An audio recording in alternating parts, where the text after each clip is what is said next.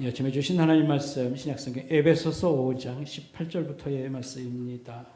에베소서 5장 18절 말씀입니다.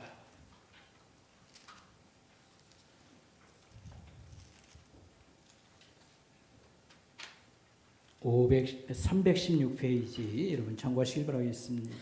316페이지 에베소서 5장 18절부터 20절까지 말씀입니다.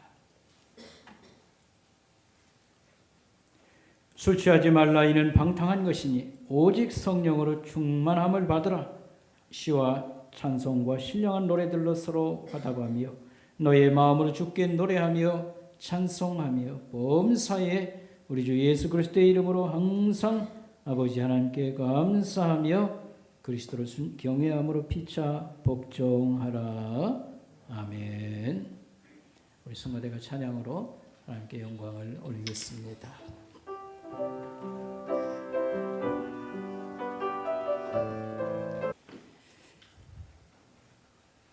우리 어린 신앙에서 신앙이 많이 자라면 여러 가지 달라지는 면이 있습니다만 첫째는 기도가 달라진다 이렇게 말할 수 있겠습니다.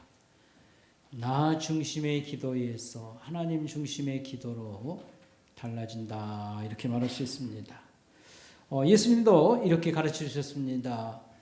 예수 믿지 않는 사람들, 이방인의 기도는 그들의 관심사는 무엇을 먹을까, 무엇을 입을까 이런 것이었는데 너희 하나님 믿는 너희는 이와 같이 기도하라고 알려주셨습니다. 너희는 먼저 그 나라와 그의 의를 구하라 이렇게 가르쳐 주셨습니다. 하나님 나라와 하나님의 뜻을 먼저 구하라. 그리하면 그 모든 것을 더해 주신다. 그 외의 모든 것을 더해 준다. 이것은 의식주 문제를 더 챙겨 주신다. 이제 이런 말씀이 되겠습니다. 그래서 참된 신자들의 기도는 예수님을 좀 잘 믿게 해 주세요. 이게 중심이고 첫째입니다. 그리고 그 밖에 삶의 고통과 어려운 문제들 하나님 이 짐을 좀 줄여 주세요. 이런 기도가 다음이라고 보면 좋겠습니다. 우리가 잘 아는 요한 3서 2절 말씀 내 영혼이 잘됨 같이 그러니까 영혼이 잘되는 것이 첫째고요. 범사 잘되는 것이 두 번째, 그 다음에 건강한 거가 세 번째 이렇게 기도하는 그런 아름다운 그런 기도의 본을 거기서 우리가 볼 수 있습니다. 그런데 대개 우리 성도들의 관심은 삶의 어려운 문제에 너무 많이 시달린 것도 있겠습니다만 항상 건강 첫째, 두 번째 삶이 좀 잘 풀렸으면 그 다음에 신앙이 세 번째 정도로 나온다고 하면 아직도 신앙이 수준이 좀 약한 그런 가운데 있도다. 어린 신자 이렇게 생각해도 틀림이 없습니다. 그러나 이것은 기도의 문제뿐만 아니라 신앙의 그 전체적인 삶의 문제라고도 우리가 한번 짚어볼 수 있습니다. 예수님의 12제자를 뽑아서 자기 제자들을 잘 3년 동안 양육하시고 육성하시고 예수님이 이제 떠나가실 때가 되었을 때에 제자들에는 그 상태는 어땠는가? 성경에 보면 누가 높은 자리를 차지할 건가? 이런 문제를 가지고 계속 그들은 다투고 있었다. 이렇게 성경이 얘기합니다. 그래서 3년 동안 예수님 밑에서 잘 배웠지만 그들은 아직도 자신의 출세를 염두에 두고 예수님을 따랐던 것으로 보여지는 겁니다. 그래서 예수 선생님이 보통 선생님이 아니다. 이런 마음을 가지고 제자됨을 아주 자랑스럽게 생각하고 열심히 배우고 이렇게 했습니다만 그들의 마음속에는 오직 선생님이 크게 되시면 높은 자리에 올라갈 수 있는데 누가 좋은 자리에 올라갈까? 높은 자리에 올라갈까? 이런 생각을 가졌습니다. 그러나 이들이 달라지기 시작한 것은 언제였을까라고 보면 부활하신 예수님을 만나고 이어서 이제 성령 하나님이 그들에게 강력하게 임재하심으로 인해서 모든 것이 달라졌다. 이렇게 말할 수 있겠습니다. 우리가 예수님을 처음부터 잘 믿을 수는 없습니다. 그러나 이 하나님이 누구신가, 예수님이 누구신가를 자꾸 배우고 알아갈수록 또 성령 하나님은 이걸 위해서 우리에게 오셔서 가르쳐 주시고 강력하게 우리의 마음을 움직이시는 그런 분입니다. 그래서 하나님을 알고 예수님을 알면 알수록 또 우리가 예수님 하나님에게 연결된 인생이라고 하는 복받은 인생이라는 걸 알게 되면 우리의 기도가 달라진다. 나 중심에서 하나님 중심으로 바꾸어진다. 이렇게 말할 수가 있겠습니다. 그래서 부활 후에 예수의 제자는 진짜 예수님의 제자들이 되었고 그들의 기도는 바꾸어졌습니다. 그래서 은과 금은 내게 없을지라도 내게 있는 예수의 이름을 너희에게 준다. 너에게 준다. 하면서 기도할 때에 기적도 동반되는 것을 볼 수가 있겠습니다. 우리가 지금 다니엘 기도회를 참여하고 있으면서 여러분들 같이 모여서 기도도 하고 지금 그렇게 하는 중에 좀 기도에 대해서 좀 더 잘 듣고 배울 수 있으면 좋겠다 생각해서 제가 지난 시간에 주기도문 첫 주를 말씀했고요. 기도에 대해서 계속 말씀을 이으면 좋은데 일단 오늘 한 말씀 더 하고 그 다음에 지난번에 했던 가정에 대한 주제를 좀 더 말씀을 드리고 그렇게 하려고 생각을 하는 것입니다. 그래서 오늘 우리가 생각할 것은 하나님이 우리 기도 가운데 이 찬송과 감사를 매우 귀하게 생각하신다 라고 하는 말씀을 우리가 듣도록 그렇게 하겠습니다. 여러분, 우리가 기도를 어떻게 하면 좀 어떤 식으로 하면 잘할 수 있을까 할 때에 좋은 틀을 하나 우리에게 가르쳐 준 사람이 있습니다. 메트엔이라고 하는 신학자, 이 성경 대가인데 이분이 이분이 꼭 이렇게 말하는 건 아니지만 이분이 특별히 이 기도에 대해서 큰 책을 쓰면서요 잘 제시한 게 있습니다. 우리 기도할 때 찬양과 감사를 먼저 하고 그 다음에 회개 기도를 하고 간구를 이렇게 하라. 이런 틀을 하나 잘 잡아준 사람이 메추엔이라고 하는 이런 영국의 그런 학자라고 보면 좋겠습니다. 그래서요 오늘 우리가 처음 생각할 것은 우리가 하나님께 기도할 때의 찬양과 감사가 아주 중요하다라고 하는 말씀이고요. 오늘 본문의 에베소서 5장 말씀입니다만 성령의 충만함을 받은 사람들에게는 찬양이 살아서 하나님 앞에 드려지는 것이고 그 다음에 항상 감사를 하나님께 드린다라고 하는 그런 메시지의 말씀이 거기 들어 있습니다. 자, 오늘 우리가 먼저 생각할 것은 찬양과 감사라고 하는 것. 찬양 또는 찬송이라고 하는 것은 감사와 또 연결이 되는 건데 차이를 좀 이렇게 서로 비교하면서 설명하면요. 찬양이라고 하는 것은 하나님의 성품을 높이는 것. 어떤 방법으로 표현하든지 노래가 됐든 시가 됐든 뭘로 표현하든지 하나님의 성품을 드러내고 높이는 것이 찬송이라고 하면요. 감사라고 하는 것은 하나님이 행하신 일을 우리가 높이는 것이다. 그걸 어떤 방법으로 하든지 표현하고 또 하는 것이 감사라 이렇게 말할 수 있습니다. 그러나 이 둘은 서로 연결이 되어 있으므로 딱 분리하기가 좀 어려운 면도 사실 있습니다. 시편 135편을 읽어보면 첫 줄에 하나님을 찬송하라 찬양하라 하면서 시가 쫙 시작이 됩니다. 그리고 그 다음 시편 136편은 또 읽어보면 첫 줄에 하나님께 감사하라 하고 쫙 시가 나옵니다. 근데 잘 읽어보면 비슷한 느낌을 받습니다. 별 차이가 없지 않는가 이런 느낌을 우리가 받습니다.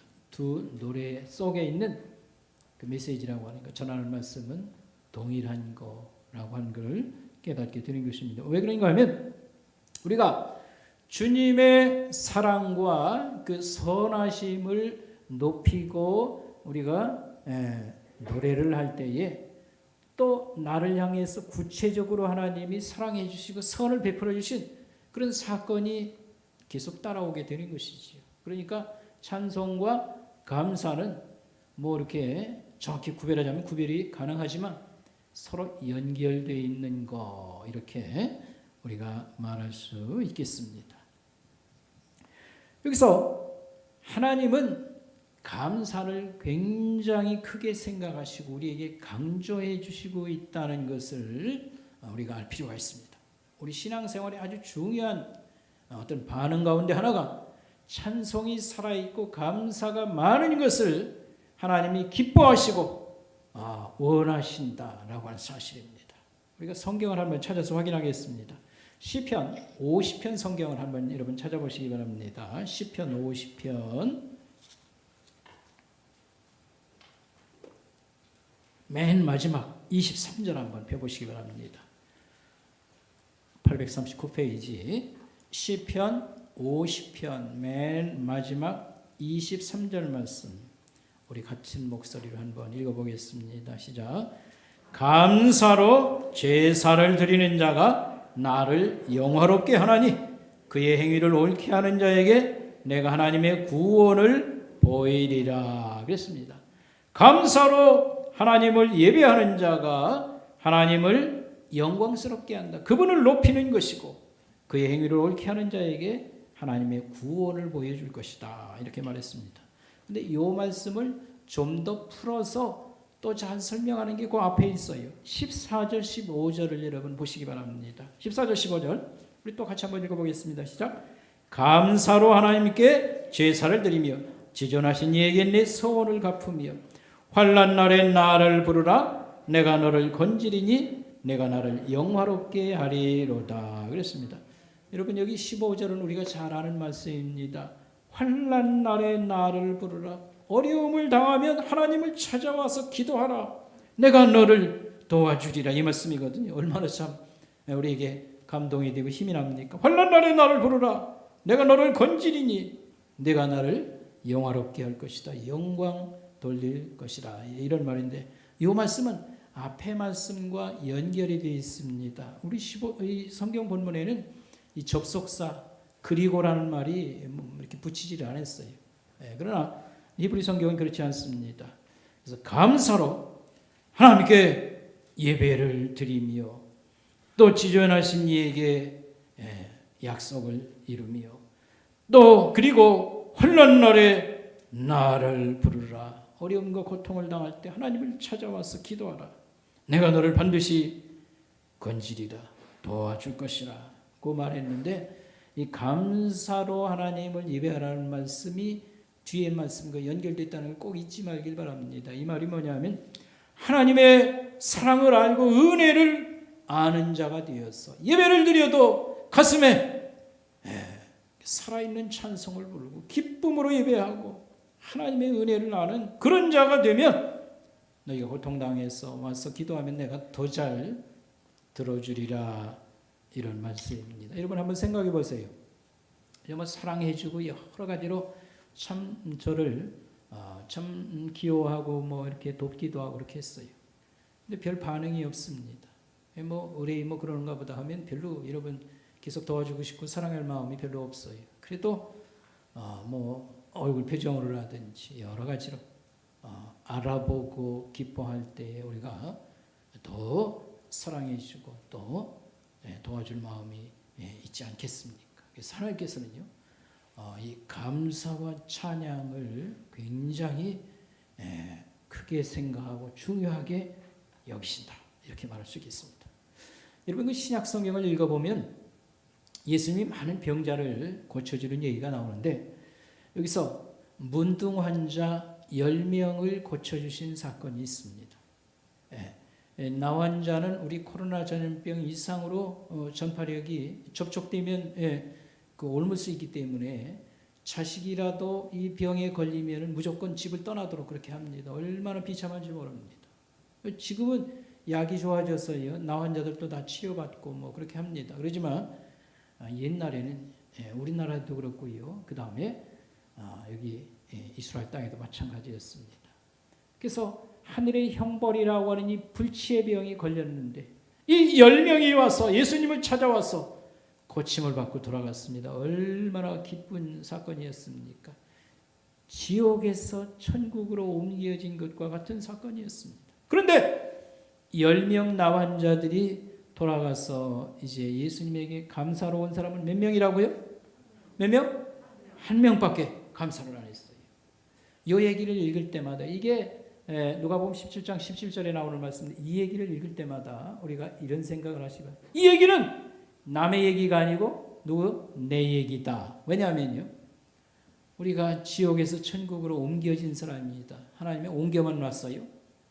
여러 가지 특혜와 특권을 많이 또 거기다 붙여주셨지 않습니까? 그런데도 우리 마음이 이 감사가 하나님 앞에 뭐 다른 사람 만나러 가서 우리가 감사하는 마음이나 기뻐하는 태도가 없으면 뭐 그런다 할지라도 하나님 앞에 이 감사하는 마음이 이렇게 살아있지 아니하며 이거 하나님의 은혜를 모르는 거나 마찬가지입니다.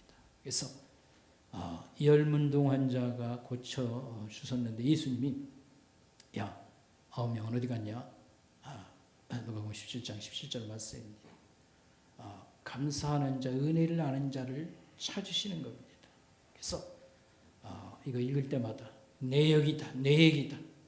이렇게 우리가 생각하면 좋겠습니다. 하나님께서는 은혜를 아는 자들, 그 사랑해주고 은혜를 아는데도요, 꾸벅 한번 절하고요, 어딘가 사라지는 이런 게 아니고 은혜를 아는 자들, 감사하는 자들을 기뻐하시도다. 우리가 무슨 하나님이 우리에게 대가를 요구하는 게 아닙니다. 다만 감사할 줄 알고 은혜를 아는 자를 하나님이 기뻐하시도다. 이 말씀입니다. 그런데 여기서 또 다른 편에서 이 얘기를 풀어보면 감사하지 않는 경우 이제 감사도 우리 예수님 믿는 사람 입장에서 감사하지 않는 거 하고요. 예수를 믿지 않는 사람 입장, 불신자 입장에서 감사하지 않는 것도 좀 문제를 삼을 수 있다. 이제 그런 말이 되겠습니다. 왜냐하면 천지를 지으시고 지금 세상을 통치하시는 분이 하나님이신데 그래서 우리 세상사가 평안함이 있고 그래도 환난과 어려움 속에서도 우리가 얼마든지 잘 살아가는 면이 있는데 이걸 완전히 무시하는 입장에 있다는 것은 얼마나 이게 하나님 앞에 문제가 큰 그런 죄가 될 수 있다. 이런 말씀이 되겠습니다. 자, 감사하지 않고 사는 사람들은 스스로가 내 힘으로 산다. 뭐 아쉬울 게 없다. 이런 식으로 사는 것이니까 이건 우주적인 배은망덕이다. 이렇게 말할 수 있습니다. 좀 더 쉽게 얘기하면 내가 인생을 어떻게 살아가야 되는지 나는 아주 잘 파악하고 아는 사람이고 내가 지금 살아가는 것은 가장 바른 길을 지금 살아가고 있고 갖가지 환난이 와도 나는 다 피하고 다 이길 수 있다. 이런 태도를 가진 것과 마찬가지입니다. 이것은 엄청난 교만이고 참 잘못된 것이다. 이렇게 말할 수 있습니다. 여러분 우리는 우주를 창조한 사람이 아닙니다. 우리가 사는 이 세상을 지은 이가 아닙니다. 창조자는 누구십니까? 하나님이십니다. 하나님이십니다. 세상의 무수한 별과 이 땅, 지구 땅 덩어리가 사람 살기에 모든 살아있는 살기에 딱 가장 이상적인 조건을 딱 구비해 주신 하나님. 우리 하나님은 위대하십니다. 우리는 하나님이 지은 자들로 또 우리는 다른 존재가 되었든지 뭐가 됐든지 서로 이렇게 협력하며 살아있게 되는 겁니다. 우리가 숨을 한 번 쉴래도 산소가 많이 필요해요. 근데 우리가 어디서 제조해 오는 거 아닙니다. 산소. 걱정 안 해도 돼요. 왜냐하면 식물들이요 산소를 계속 뿜어댑니다. 그리고 식물들은 우리가 뿜어대는 이산화탄소를 또 마셔줘요. 그러니까 서로 이렇게 바퀴가 맞는 것처럼 이렇게 조화 있게 만들어진 것으로 우리가 볼 수 있습니다. 여러분 사람은 이 땅에 태어나면요 1시간만 돌보지 않아도 죽습니다. 짐승들은 어떠냐면요 새끼가 뱃속에서 나오면 짐승들은요 그 자리에서 부들부들 떨면서 일어나요. 그러면서 젖을 찾아서 어미 젖을 먹고요. 그 다음에 이 어린 새끼들을 노리는 그 적들이 있거든요. 맹수들이. 그러니까 한 시간만 있으면요 이제 걸어서 이렇게 뛰어갈 수 있습니다. 그러나 사람은 그렇지 않습니다. 이 핏덩어리가 태어나면 한 시간만 어린아이가 핏덩어리를 돌보지 않으면 죽습니다. 24시간 따질 것도 없습니다. 계속 돌봐야 됩니다. 그러니까 사람은 이게 부모가 됐든 다른 뭐가 됐든지 간에 이 도움 없이는 살 수 없고요. 우리가 이 세상 이렇게 여러 가지 정상적이고 풍족함을 누리고 사는데도 많은 사람들과 서로 연결되어 있습니다. 농사 짓는 사람, 고기 잡는 사람, 뭐 여러 가지 서로 도우면서 사는 이런 사회생활을 우리가 하지 않으면 살 수 없는 그런 존재들이고, 그걸 좀 더 확장하시면, 그래서 생각할 때 하나님의 돌보심과 이런 통치, 다스림 속에서 우리가 정상적인 이런 삶을 살아가고 있습니다. 이렇게 말할 수가 있겠습니다. 그런데 믿지 않는 사람들은 하나님을 인정하고 싶지 않은 겁니다. 왜 하나님을 인정하기를 싫어하느냐면요, 하나님을 섬긴다? 그러면 내 왕노릇하고 하나님처럼 살고 싶은 이걸 우리가 빼앗긴다, 포기해야 된다, 뭐 이런 것들하고 연결이 되니까 하나님을 인정하고 싶지 않은 것이다. 이렇게 말할 수 있겠습니다. 우리가 좋은 일이 생겼을 때에 어떻게 해야 되겠습니까? 좋은 일은 나눠야 되고 또 도와준 사람들을 우리가 또 생각을 해봐야 되고 그러지 않겠어요? 이게 정상 아니겠습니까? 그런데 하나님을 무시하는 사람, 감사가 없는 사람들은 내 힘으로 이런 것들이 이렇게 왔다고 생각하거나, 또 나는 이런 것을 누릴 수 있는 마치 자격이 있는 사람처럼 자기만을 이렇게 내세우는 그런 식으로 사는 거고, 우리가 또 이 평안하니 이렇게 어려움 속에서도 잘 살아간다는 거, 우리가 감사로 다 받아들여야 될 것입니다. 그래서 하나님을 믿지 않는 옛날 이렇게 오랜 그런 시대 거슬러 올라갔대요. 가을에 풍년을 이렇게 맞이했을 때에는 그저 다 하늘에다 대고 제사를 지내고요, 하나님을 정확히는 알지 못할지라도 그런 감사를 표현하는 그런 게 있었습니다. 그런데 오늘날 우리가 이런 감사의 마음을 가지지 않는다고 하는 것은 하나님을 무시하는 것이고요, 하나님의 어떤 돌려야 될 영광을 우리가 탈취하는 그런 것에다가 우리가 비교해서 생각해 볼 수 있게 되는 것입니다. 자, 여러분, 오늘 그 주보 속에 인쇄물이 있는데 그 꺼내서 오른쪽 면을 한번 보시면 여기 찬송과 감사에 대해서 잘 좀 요약한 내용이 있습니다. 여러분이 한번 이제 보면서 제 말씀을 들으면 도움이 되겠습니다. 여기에 보면 매튜 헨리라고 하는 그런 신학자이자 목사님의 어떤 성경적 기도라고 하는 책에서 발췌한 겁니다. 이걸 팀 켈러 목사라고 하는 분, 제가 가정에 대해서 우리가 말씀할 때 여러 번 인용하고 그 책도 활용하고 있지 않습니까? 그분이 또 이걸 잘 또 손질을 이렇게 해서 이렇게 정리를 했습니다. 여러분, 그 매튜 헨리라고 하는 분은 1600년대 후반에 영국의 그런 신학자이자 목사님입니다. 근데 이분이 성경적 기도라고 하는 책을 썼습니다. 저도 가지고 있는데 이게 상당히 두꺼워요. 근데 여기 내용을 읽어보면 기도에 대해서 쭉 이렇게 여러 자기가 드렸던 기도의 사례들을 많이 거기 수록해 놨습니다. 적어 놨습니다. 이분이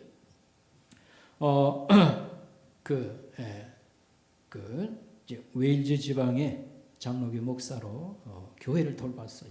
그러면서도 굉장한 그런 신학자니까 성경을 이렇게 설명하는 그런 주석이라고 하는 책을 이렇게 완성을 했습니다. 근데 성경 쉽게 말하면 풀인데 아무나 할 수 있는 건 아닙니다. 굉장한 전문 지식을 가지지 않으면 이것을 할 수가 없어요. 이제 매튜 헨리 주석이라고 하는 것이 과거부터 이렇게 유명하고, 저만 해도 이분 도움을 많이 받고 이제 제가 공부하고 목회할 이때에 한국의 대표적인 책이 주석책이 몇 가지가 있는데 그 중에 매튜 헨리 주석이나 또 바클레이라고 하는 사람이 있고요. 그 다음에 우리 은사이신 박윤선 목사님 그 주석이 그저 대표하는 것들이었습니다. 근데 무슨 얘기를 하려고 그러냐면 매트헨리는 성경의 주석도 썼지만 20년 이상 목회를 했어요. 교회를 신자를 양육하고 돌봤습니다. 그리고 그걸 마치고 24년인가 돌보고 런던으로 갑니다. 그 사역지를 바꾸죠. 그때에 그 어간에 이 기도에 관한 책을 씁니다. 그러니까 이 책을 쓰기 위해서는 20년간 교회에서 성도를 돌보고 기도로 생활을 그렇게 많이 했는데 그걸 이렇게 정리한 것이다 이렇게 생각하면 좋겠습니다. 이 책의 특징이 뭐냐면 그 기도를 많이 거기 보면 나와요. 아침에 드리는 기도, 저녁에 드리는 기도, 그 다음에 아픈 사람 위해서 이제 기도하는 그런 내용도 거기 있고요. 또 장례식에 가서, 결혼식장에 가서, 목사 임식식에 가서 기도하고. 근데 무슨 특징이 있냐면 성경 구절을 많이 거기 적절한 것을 거기다 나열을 해요. 우리가 기도할 때 성경 구절을 암송하는 게 있습니다. 이렇게 한 구절 읽고 그 다음에 기도 이렇게 하는 건 그런 때가 있습니다. 근데 그것도 없는 그런 의미라기보다는 이분은 쉽게 말하면 이 하나님이나 예수님이나 성경 말씀을 가지고 기도한 사람. 그러니까 이 성경의 가르침을 깊이 묵상하고 이해한 것을 가지고 기도한 사람이라 이렇게 여러분 이해하면 좋겠습니다. 조금 이제 하면서 우리가 맛을 좀 보면 좋겠습니다. 어쨌든 성경에서 말하는 하나님, 예수님, 그다음 여러 가지 그런 내용을 이해하고 그걸 녹여서 하나님께 기도한 사람. 이렇게 할 때 그 기도가 굉장히 대단한 면이 있구나, 특징이 있구나 이런 것을 알 수 있고요. 굉장히 두꺼운 책인데 뒤에 보면 세 편의 그의 설교가 나옵니다. 거기에서 기도에 대해서 많이 가르쳐주는 그런 내용도 있게 되는 것입니다. 자, 여기 첫 번째는요. 저가 기도할 때에 아까 처음에 그랬잖아요. 찬양과 감사를 많이 하고 그 다음에 회개하고 간구하라. 우리의 기도하고 싶은 여러 소원들을 아뢰이라. 이런 패턴으로 기도하라. 이런 걸 윤곽을 잡아준 게 이 매트헨리인데 그가 하나님을 찬양하는 그런 기도, 하나님께 감사하는 기도. 여러분, 실제적으로 우리가 기도할 때 어떻게 합니까? 은혜가 많으신 하나님 아버지, 사랑이 많으신 하나님 아버지, 여러 가지 이런 얘기를 조금 한 다음에 금방 이렇게 참 어려움이 찾아왔습니다. 이렇게 다급한 사정에 있습니다. 너무도 힘이 듭니다. 그래가지고 그저 하나님 이름 한번 부르고 그저 인사처럼 이런 다음에 자기 고통을 그냥 쏟아놓고 막 살려주세요, 도와주세요 됩니다. 우리 기도가 보통 그러거든요. 근데 좀 많은 그런 찬양, 더 많은 감사가 있는 기도가 아름다운 기도요. 하나님이 기뻐 받으시는 기도다 할 때 그 찬양을 뭘 찬양을 많이 해야 되나? 우리가 뭘 감사를 많이 해야 되나? 이런 마음 있지 않습니까? 오늘 이 말씀을 가지고 배우라 이런 뜻이에요. 여러분 알겠습니까? 네. 자, 한번 보겠습니다. 하나님은 비할 데 없고 끝없이 지혜로우시며 은혜로우시고 아름다운 분이십니다. 주님은 무엇에도 기대지 않고 스스로 존재하십니다. 반면에 세상 만물들은 그분을 의지해서 존재합니다. 무한하나 영원하신 영이시며 유일무이하게 흠이 없으신 분, 더없이 영광스럽고 소중한 하나님이십니다. 그러니까 우리가 고맙고 감사하신 하나님, 은혜로우신 하나님 그런 말을 씁니다만 하도 입에 붙어서 생각도 없이 해죠. 그런데 이 하나님에 대해서 잘 묵상하고 알아서 그걸 녹여가지고 기도하는 사람이 매트헨리 기도다 이렇게 생각하면 되겠습니다. 하나님은 피할 데 없고 끝 없이 지혜로우시며 은혜로우시며 아름다운 분이십니다. 주님은 무엇에도 기대지 않고 스스로 존재하시는 분입니다. 반면에 세상 만물은 그분을 의지하여 존재합니다. 무한하나 영원하신 영이시며 유일무이하게 흠이 없으신 분이며 더없이 영광스럽고 소중한 하나님이십니다. 그 다음에요. 하나님의 성품을 쭉 지금 찬양하는 겁니다. 하나님의 그 완전하심, 완벽하심은 독보적이며 비할 데가 없습니다. 한결같고 변함없는 성품, 어디에나 계시는 거룩한 임재, 모르는 것이 없으신 완전한 지식, 끝을 헤아릴 수 없는 완벽한 지혜, 절대적이며 거역할 수 없는 권능, 모든 일을 지배하시는 주권, 한 점 티가 없으신 도덕적 순결함과 아름다움과 거룩하심, 거침없는 심판으로 궁극적으로 세상 만물과 만사를 바로잡으시는 공의가 하나님의 완전하심을 드러냅니다. 심판에 하나님의 공의가 나타난다고 하는 그런 말씀입니다. 그 다음에 하나님은 피조물을 지으시고 지키시며 계속 살아가게 하시고 다스리시는 창조주이십니다. 하나님은 친히 말씀하시며 인격적인 관계를 맺으시는 진리의 주님이십니다. 하나님은 진실하게 약속을 지키시는 언약의 주님이십니다. 우리에게 약속을 하시고 약속을 지키시는 언약의 주님, 우리가 그분에게 매인 것처럼 그 매임, 하나님도 우리에게 매이신 분입니다. 언약 지금 설명하는 거예요. 하나님은 한 분이시며 동시에 성부, 성자, 성령 세 분이신 삼위일체 주님이십니다. 우리의 유일한 이 가장 중요한 거 이제 적용문이라고 생각하고요. 이 대목에서 가장 중요한 거, 앞에서 지금 쭉 얘기한 찬양 중에 가장 중요한 거, 이 하나님이 유일한 임금이시며, 임금이라는 말은 모든 것 소유하시고 지배하시는 다스리시는 그 우리의 임금이시며 친구요 배우자이십니다. 친구라는 말은 그 하나님이 친밀하고 가까우신 분, 이런 뜻이고요. 배우자라는 말은 돕는 분이시라, 이런 말입니다. 여러분, 이 위대하고 능력자이신 하나님이 우리의 영적인 아버지시고요. 하나님은 스스로 이렇게 말했어요. 이스라엘과 언약을 맺어서 이스라엘은 나의 아내이다.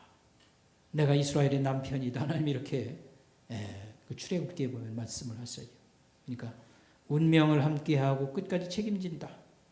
돌본다, 보호한다, 이런 말로 나는 이스라엘의 남편이다, 이런 표현을 썼습니다. 예수님이 우리 믿는 신자들 교회와의 관계를 신랑이요 신부로 우린 예수님과 운명을 하나 해서 끝까지 책임진다, 이런 말로 그렇게 표현했지 않습니까? 그래서 하나님이 우리의 임금이시요 친구이시요 배우자이십니다. 우리의 마음은 하나님을 유일한 기쁨으로 삼도록 지어졌습니다. 이렇게 말했습니다. 여러분, 집에 혹시 예수님 사진이나 십자가를 걸어놓은 성도들이 많이 있을 겁니다. 예수님 사진은 뭐 그때 사진기가 없어가지고요, 나중에 상상으로 그린 거니까 그런 줄로 여러분 이해하시고. 그런데 제가 무슨 얘기를 하려고 하냐면, 그 소크라테스라고 하는 그 철학자 사진도 하나 집에 있어도 좋겠다, 이런 생각을 합니다. 무슨 얘기를 하려고 그럴까요? 소크라테스의 유명한 말이 있어요. 뭐죠? 너 자신을 알라. 그 말을 항상 좀 되새길 필요가 있어요. 너 자신을, 그게 무슨 말입니까? 우리는 소중한 사람들입니다. 예수 믿고 하나님과 인연을 맺은 우리들은요, 너무도 소중한 사람입니다. 하나님이 우리의 아버지가 되시고, 그리고 오늘 여기 표현대로 친구이자 우리를 돕는 자, 배우자이십니다 라고 하는 말씀. 나 자신은 귀한 인생이로다. 비천함에서 이런 영광의 그런 약속의 자리로 우리가 바꾸어졌도다 라고 하는 말씀. 그 다음에 이왕에 사진 얘기 나왔으니까요, 공자님 사진도 조그만 거 하나 갖다 놓으면 좋을 것 같아요. 왜냐하면요, 공자님은 너무 그냥 지식에 굶주린 사람 같아요. 그래서 무슨 말을 쓰면 줄 알아요? 길에 세 사람이 걸어가면 그 중에 반드시 한 사람은 뭐다? 나의 선생님이 있다, 스승이 있다, 이런 얘기를 했어요. 정말 예수 믿었으면 아주 1등으로 믿었을 거예요. 근데 공자님이 예수님보다 좀 연대가 빠르지요. 그렇게 했어요. 정말 겸손하고요, 진리에 대한 사모함이 있었습니다. 그래가지고 길거리에 누구든지 셋이 지나가면 그 중에 내 선생님이 한 사람 있는 줄 그렇게 생각하라. 가서 뭐든지 배우라. 이제 이런 말씀입니다. 아침에 배워서 진리를 깨달으면 저녁에 죽어도 한이 없다. 이런 말을 공자님이 하신 말씀이거든요. 근데 오늘 우리가 여기 말씀 생각하는 걸 깨닫게 하고 믿게 하고요, 확 바꿔주시는 분이 누구냐면 성령 하나님이십니다. 누구라고요? 성령 하나님께서 오늘 본문 말씀도 제가 에베소 말씀을 그대로 펴놓고 지금 설명을 않습니다만 술 취하지 말라 이건 방탕한 건데 성령으로 충만함으로 이렇게 술 취하는 거하고 좀 공통점이 좀 있다는 겁니다. 완전히 술이 지배하듯 성령이 우리와 함께 하시면은 두 가지 현상이 나타납니다.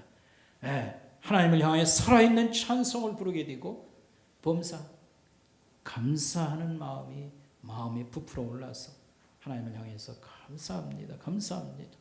이렇게 살도록 도와주시는 것인데 우리에게 좀 이런 마음이 빠져지고요. 이렇게 살아있는 찬송이나 감사가 부족한 것은 결국은 뭐가 지금 부족하다는 거지요? 성령의 충만함, 하나님의 신의 그런 감동과 역사가 우리 마음속에서 살아있어야 된다. 이게 이제 오늘 본문 말씀입니다. 자, 여기 감사에 대한 말씀 우리 보겠습니다. 앞에서 찬양, 찬송은 주로 하나님의 성품에 대한 그런 높임이라고 말했고요. 감사는 하나님이 하신 일에 대한 대개 그런 높임이라 이렇게 말했지 않습니까? 그러면 이제 매튜 목사님이 이 감사에 대한 걸 여러 가지로 사실은 많이 썼는데 틴켈러 목사님이 이걸 아주 재간이 있으니까 잘 기록하고 나는 거기서 더 이렇게 압축을 지금 좀 한 게 있습니다. 자, 감사. 우리에게 생명을 주시고 여러 가지 방법으로 육신의 삶을 이어가게 하시니 감사합니다. 하나님의 거룩한 그런 형상대로 우리를 빚으시고 지어서 특별히 우리 주님을 예수님을 알고 다른 사람과의 관계를 맺으며 알고 사랑하고 섬기게 하시니 감사합니다. 지금껏 병에 시달리고 이 고통을 많이 당하는 가운데서도 살아 숨쉬게 하시니 감사합니다. 올해 특별히 코로나 전염병 때문에 우리가 얼마나 많이 위협과 또 어려움을 이렇게 당했습니까? 그래서 정상적인 생활이 얼마나 귀한가 이런 걸 많이 깨달았습니다. 그래서 살아 숨쉬도록 지켜주셨사오니 감사합니다. 그렇게 하고요. 즐겁고 그 다음에 하나님이 뒤에서 받쳐주셔서 위로해 주시고 그래서 즐겁고 유쾌하며 견딜만한 인생을 꾸려가게 하시니 감사합니다. 그 다음에 뭔가를 이루었다, 성취했다, 뭐 성공했다 그러지 않습니까? 이렇게도 하시고 부족한 것이 너무 많은데도 온갖 선물을 값없이 주셔서 감사합니다. 아멘. 그렇게 감사가 시원치 않습니까? 여러분, 이제 과거하고 우리 지금을 비교해 보고요. 우리가 참 사는 것에 대해서 굉장히 불만족스러움이 좀 있어요. 그렇지만 과거와 지금을 좀 비교하시고 우리가 잘 사는 축에 못 들었다 할지라도 여러분 가좌 시장에 한번 나가면 먹을 게 지천이에요. 그렇죠? 그러죠? 뭐 식욕이 없고 좀 살찔까 봐 절제해서 그런 것이지 않습니까? 먹을 게 우리는 널려 있어요. 얼마나 감사한지 모릅니다. 그리고 우리나라가 뭐 굉장히 잘 사는 나라 아니지만 그래도 기본 우리 생활을 할 수 있도록 이런 복지를 자꾸 강화를 시켜서 이제 혼자 사신 독거노인도요 여러 가지 혜택을 많이 주고 그래서 이전하고 살면 우리가 참 감사하고 또 찬양해야 될 그런 내용들이 많이 있음에도 불구하고 항상 나는 풍족하지 못해 뭐 어쩌고 저쩌고 이렇게 하는 이유가 이 상대적 어떤 이제 빈곤감이라고 하는 것인데 여러분 거기 우리가 눌려서 살 것이 아니고 좀 이런 것 얼매임에서 좀 자유해질 필요가 있다 이렇게 말씀을 드리고 싶습니다. 또 여러분 인생을 이왕에 폈으니까 뒷면으로 넘기시면요 영적인 감사 이게 우리에게는 중요합니다. 영적인 감사 성부 하나님 성자 예수 그리스도 성령님이 우리를 어떻게 만드시고 우리를 이끌어 가시고 우리를 하나님의 사람을 세워주시는가 이걸 생각할 때 우리 감사가 커져야 된다. 아까 처음에도 말했잖아요. 신앙이 아직도 장성한 이런 단계에 이르지 못하면 항상 자기중심적 기도를 한다고 그랬지 않습니까? 내 거, 나를, 나의 삶의 고통과 아픔. 그러나 신앙이 들어가고 하나님이 보이기 시작하면 성령께서 우리 마음 눈을 열어주시면 하나님 아버지가 얼마나 크신지가 우리가 목격하게 되고요. 이걸 의식하게 되면 하나님을 높이고 감사하는 기도가 항상 많은 부분을 차지할 수 있습니다. 이 얘기가 되겠습니다. 자, 보시겠습니다. 성부 하나님은 역사 시간 존재 전에 구원을 위한 계획을 만드셨고 우리를 위해서 영광의 그런 나라를 내놓으시고 우리에게 찾아오신 예수 그리스도 그런 가르치심과 성품으로 우리에게 보여주셨습니다. 그 거룩함, 무엇과 비교할 수 없는 그 차별됨을 우리에게 나타내 주셨다 이 말입니다. 그리고요, 그분은 우리를 위해서 죽으셨고 죄값을 치르셨고 그리고 빠짐없는 조건들을 다 채우셨어 하나님과 우리를 새로운 관계로 만들어 주셨습니다. 하나님이 우리의 아버지가 되시고 우리가 하나님을 이제 공경하는 그런 백성으로 만들어 주셨습니다. 성령 하나님은 특별히 우리의 삶에 임하셔서 힘을 부여하시고 진리 하나님 말씀을 깨닫게 하시고 그리고 사랑과 영광을 알게 하시며 예수님을 닮아가게 하시고 그 다음에 또 다른 이들을 섬기게 이렇게 도와주십니다. 자, 이제 저를 보세요. 지금 우리가 다니엘 기도회를 이렇게 3주간 진행하고 있는데 한 주간 지나갔지요. 그런데 다니엘 기도회가 얼마나 좋았냐라고 하는 것은 참여한 사람들은 제가 설명 안 해도 너무나 잘 압니다. 예를 한번 들어보면요. 우리 김재영 집사님 얘기를 내가 직접 듣지 않고 우리 집사람 통해 들었는데 김재영 집사님은 일찍 잠자는 스타일입니다. 8시면은 잠자는 사람. 그 다음에 새벽같이 일찍 일어나고 새벽 일을 또 이렇게 좀 하는 게 있습니다. 그런데 다니엘 기도는 몇 시부터 시작돼요? 8시부터. 근데 하여튼 권면도 하고 결심도 하고 해서 다니엘 교대에 한번 오니까 좋아가지고 계속 지금 일주일 이렇게 한 것으로 일단 알고 있습니다. 그러니까 뭐 얼마나 좋은지를 설명 안 해도 알겠죠. 매일 밤 우리 사랑하는 성도들의 그 승리, 하나님 만나고 고난을 이기고 끝까지 이런 아름다운 얘기들 들으면서 하나님 말씀을 들으면서 우리가 이렇게 지나갔습니다. 지난 금요일 날은 이 탈북자 된 사람이 이제 여기에서 이렇게 넘어와서 지금은 예수를 믿고요. 장로의 신학대학에 이렇게 신학생이 되어서 하나님 말씀을 전파하는 이제 목사 되려고 준비하는 그런 분이 와서 자기가 얼마나 어려운 그런 과정을 통해서 오늘까지 살아왔는가 그 얘기를 했습니다. 우리 성도들이 많은 도전을 받은 줄 압니다. 그 가정 불행했어요.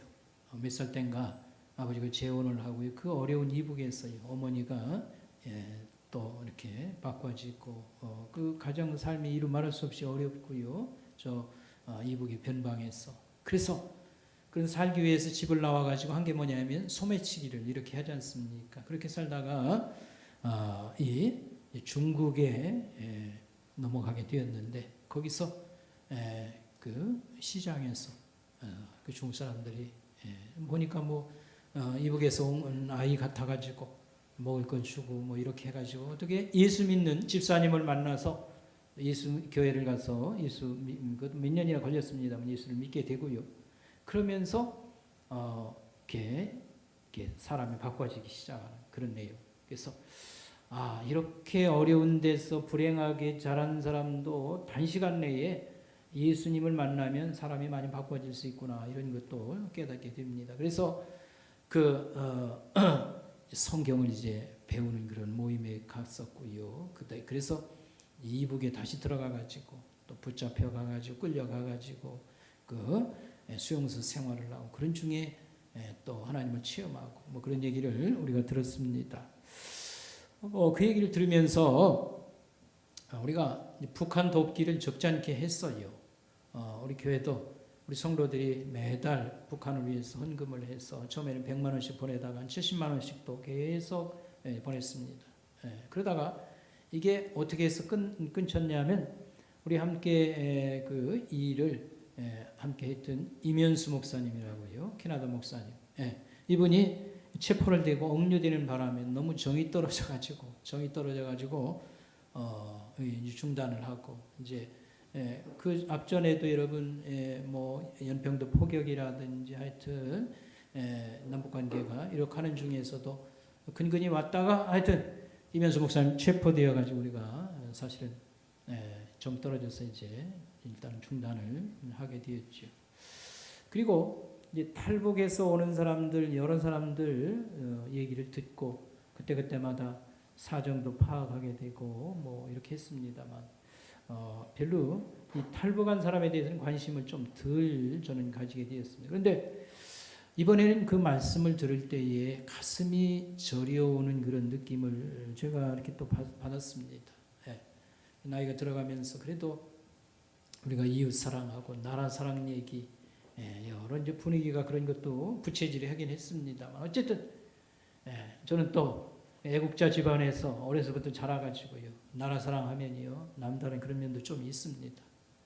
근데 어떻게 좀 도움이 되니까 나라와 민족을 위해서 도움이 될까 물론 기도도 하고 우리가 할 수 있는 그리스도인으로서의 역할 뭐 이런 걸 얘기합니다만 그런데 하여튼 이번에는 하여튼 탈북자 형제가 와서 이렇게 하는 얘기를 들으면서 가슴이 저린 그런 느낌을 많이 받으면서 뭘 해야 될까를 더 깊이 생각하고 그렇게 했습니다.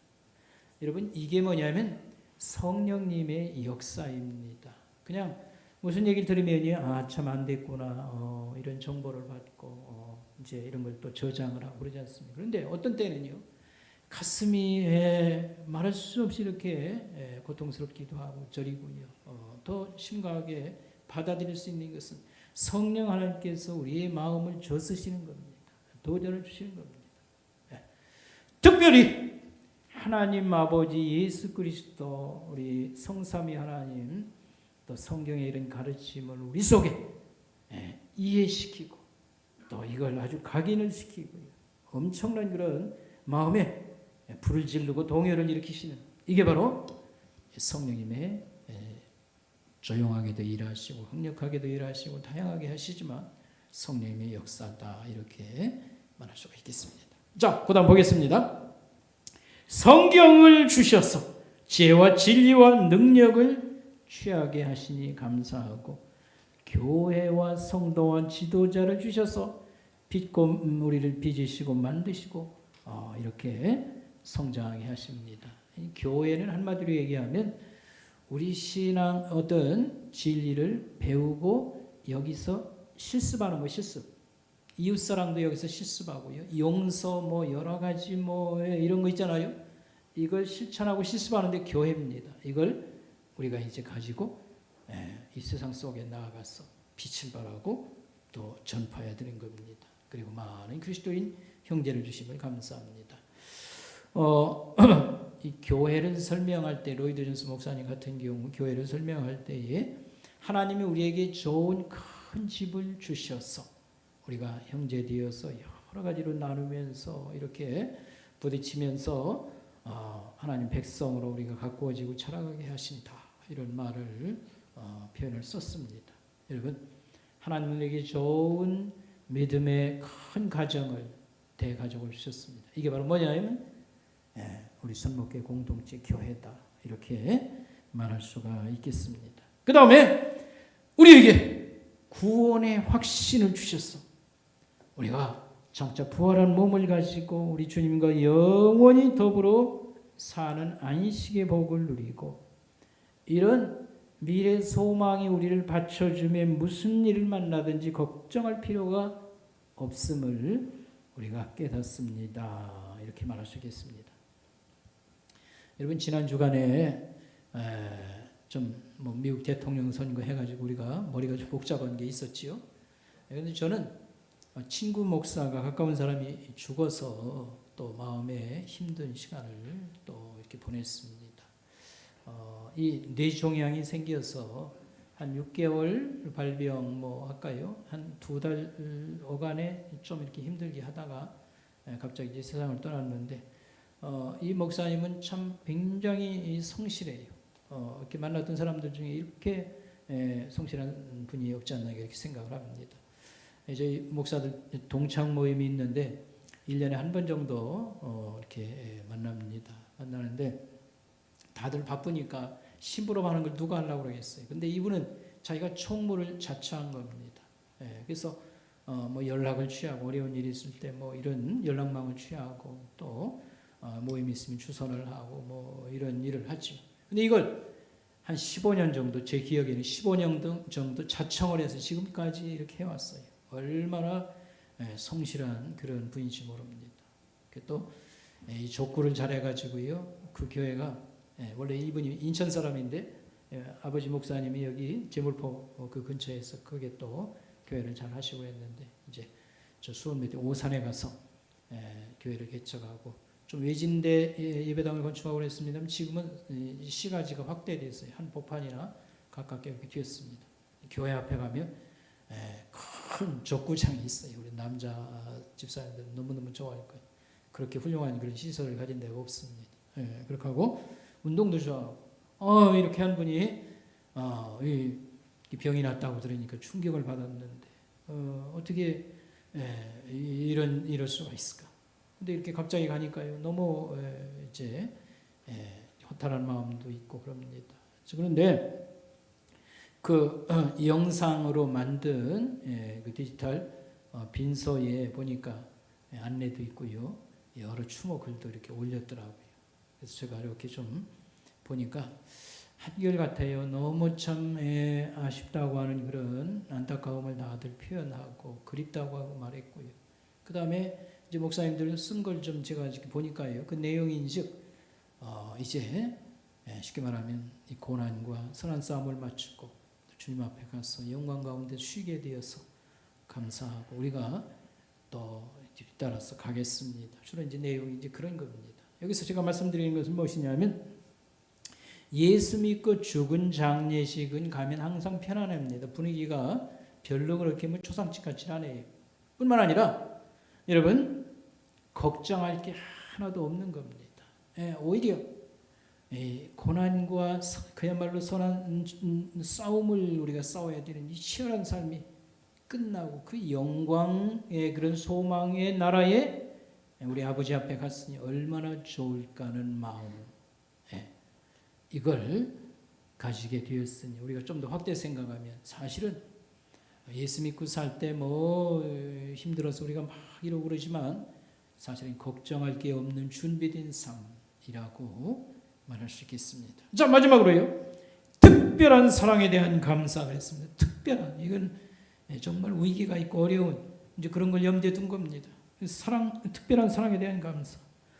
주님이 오래 참으시고 벌써 벼락이 떨어져도 떨어졌을 텐데 오래 참아주시고 나쁜 습관과 사고방식과 마음가짐을 버리고 바꾸게 도와주셨고, 그저 생각 잘못하고 어리석어가지고 저질러오는 어려움 속에서 이렇게 할 때에도 우리를 보호해 주시고 또 우리를 이렇게 하나 연합된 그런 역할을 해주시고 기도에 응답을 주시고 고단한 길에 함께해 주심을 감사를 드립니다. 이렇게 말할 수가 있겠습니다. 여러분, 어제 우리가 다니엘 기도회를 통해서 어느 어떤 작가의 간증을 들었습니다. 들으면서 특별하다고 말할 수 있고 좀 민망하다고 말할 수 있는 그런 어떤 간증이 될 수도 있었습니다. 가정폭력과 성폭력에 시달리다가 9년 만에 이렇게 벗어난 그런 자매의 그런 가정인데, 이 부끄럽게도 그 아버지는 목사였습니다.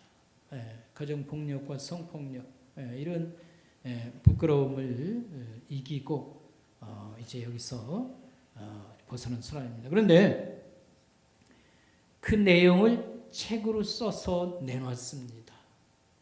부끄러움을 그대로 담아가지고 까발렸어요. 그게 무슨 의미가 얘기합니까? 어제도 이렇게 나와서 자기의 살아온 걸 이렇게 고백을 했습니다. 이건 뭘 얘기하는 것입니까? 예수를 믿고 하나님이 인생을 바꿔 주셨다고 하는 그런 의미가 있습니다. 지금은 상담가가 되어서 이런 고난과 어려움을 당하는 사람들 돕는 일을 자기가 하고 있다고 하는 그런 얘기가 되겠습니다. 여기서 우리가 생각해 볼 것은 예수님이 아니고서는 있을 수 없는 일입니다. 누구든지 이런 절망에 가까운 이런 저주스러운 삶을 살았는데 그걸 책으로 이렇게 세상에 놓고 사람들 앞에 나와서 자기를 부끄러움을 공개하는 것은 무슨 의미가 있습니까? 하나님이 이 비참한 인생을 바꾸어 주시고 이제는 달라졌습니다. 치료를 해 주시고 나는 희망을 갖고 지금 삶에 이런 사람들을 지금 돕는다고 하는 그런 의미가 있습니다. 하나님은 위대하십니다. 우리 인생을 치료하시고 고치시고 새롭게 하시고 또 희망과 행복으로 옮겨주시는 하나님인 것을 우리가 알 수 있습니다. 오늘 말씀을 정리하겠습니다. 하나님은 교만한 자는 물리치시고 겸손한 자에게 은혜를 주신다 이렇게 말했습니다. 자기 힘으로 살고 감사할 줄 모르는 인생은 하나님께서 멀리 하시지만 그러나 하나님을 알아보고 감사하는 인생들 그들에게 은혜를 더 베푸시고 우리를 높여주신다. 이런 말씀을 기억할 수 있길 바라겠습니다. 기도하겠습니다. 하나님 아버지 감사합니다. 하나님께서는 참으로 하나님을 기뻐하고 또 감사하는 사람들을 보시기 원하며 또 찬양이 살아있고 감사가 풍성한 기도와 예배가 하나님을 기쁘게 한다는 말씀 우리 마음속에 기억하며 특별히 성령 하나님 우리를 충만히 붙잡아 주셔서 하나님을 영원하게 섬길 수 있도록 도와주시길 원합니다. 감사를 드리며 예수님의 이름으로 간절히 기도드리옵나이다. 아멘. 준비하신